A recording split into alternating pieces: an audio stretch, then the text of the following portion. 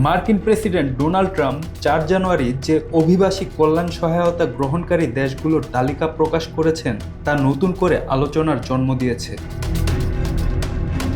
Immigrant welfare recipient rates by country of origin শীর্ষক এই তালিকায় বাংলাদেশ, পাকিস্তান, নেপাল, ভুটান, চীনসহ প্রায় ১২০টি দেশ ও অঞ্চল থাকলেও উল্লেখযোগ্যভাবে অনুপস্থিত ভারতের নাম। বার্তা সংস্থা পিটিআই এর বরাতে দ্য হিন্দু এই তথ্য প্রকাশ করেছে।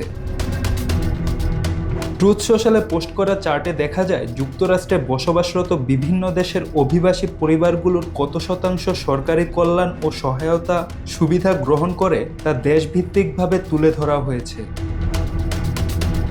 তালিকা অনুযায়ী বাংলাদেশি অভিবাসীদের ৫৪.৮% পরিবার কোনো না কোনো সরকারি সহায়তা পায়। পাকিস্তানের ক্ষেত্রে এই হার ৪০.২%, নেপালে ৩৪.৮%, চীনে ৩২.৯%, ইসরায়েল ফিলিস্তিনে ২৫.৯%, ইউক্রেনে ৪২.৭% এবং এশিয়া অনির্দিষ্ট শ্রেণীতে ৩৮.৮%। কিন্তু এই তালিকায় ভারতের নাম না থাকায় এ নিয়ে প্রশ্ন উঠেছে। বিশ্বের অন্যতম বৃহৎ অভিবাসী জনগোষ্ঠী হওয়া সত্ত্বেও ভারতীয়রা কেন যুক্তরাষ্ট্রের কল্যাণ ব্যবস্থার উপর তুলনামূলকভাবে কম নির্ভরশীল? এই প্রশ্নের উত্তর পাওয়া যায় পিউ রিসার্চ সেন্টারের তথ্য বিশ্লেষণে। পিইউ এর সাম্প্রতিক উপাত্ত অনুযায়ী ভারতীয়রা আমেরিকানদের গড় পারিবারিক আয় যুক্তরাষ্ট্রের সব বৃহৎ জাতিগত গোষ্ঠীর মধ্যে সর্বোচ্চ।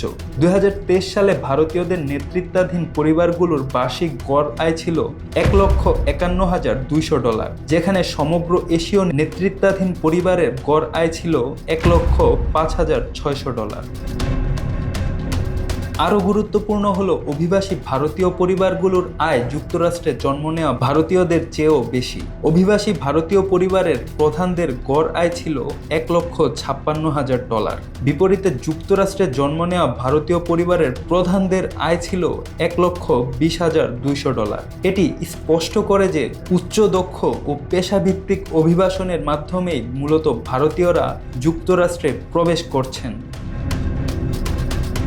শুধু পারিবারিক আয় নয়, ব্যক্তিগত আয়ের ক্ষেত্রেও ভারতীয় আমেরিকানরা এগিয়ে। পিইউ এর তথ্য মতে ২০২৩ সালের ১৬ বছর বা তার বেশি বয়সী ভারতীয় আমেরিকানদের গড় বার্ষিক ব্যক্তিগত আয় ছিল $৮৫,৩০০, যা সমগ্র এশীয় জনগোষ্ঠীর গড় আয়ের $৫২,৪০০ তুলনায় অনেক বেশি।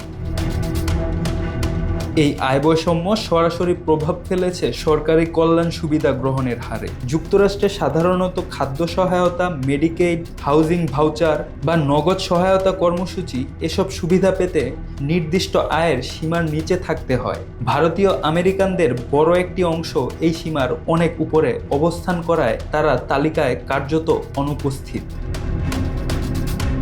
অন্যদিকে বাংলাদেশ, পাকিস্তান বা নেপালের অভিবাসীদের বড় অংশই যুক্তরাষ্ট্রে যান পারিবারিক পুনর্মিলন, আশ্রয় বা কম দক্ষ শ্রমভিত্তিক অভিবাসনের মাধ্যমে। ফলে শুরুতেই আয় কম থাকে, ভাষাগত ও পেশাগত বাধাও বেশি। এর সরাসরি প্রতিফলন দেখা যায় কল্যাণ সহায়তা গ্রহণের হারে। বাংলাদেশি অভিবাসীদের ৫৪.৮% পরিবার সহায়তা পায়। এই তথ্য শুধু যুক্তরাষ্ট্রের সামাজিক বাস্তবতাই নয়, বরং দক্ষিণ এশীয় দেশগুলোর মানব সম্পদ রপ্তানির কাঠামোগত দুর্বলতাও তুলে ধরে। দক্ষতা উন্নয়ন ও উচ্চশিক্ষাভিত্তিক অভিবাসন বাড়াতে না পারলে এই নির্ভরতা কমানো কঠিন।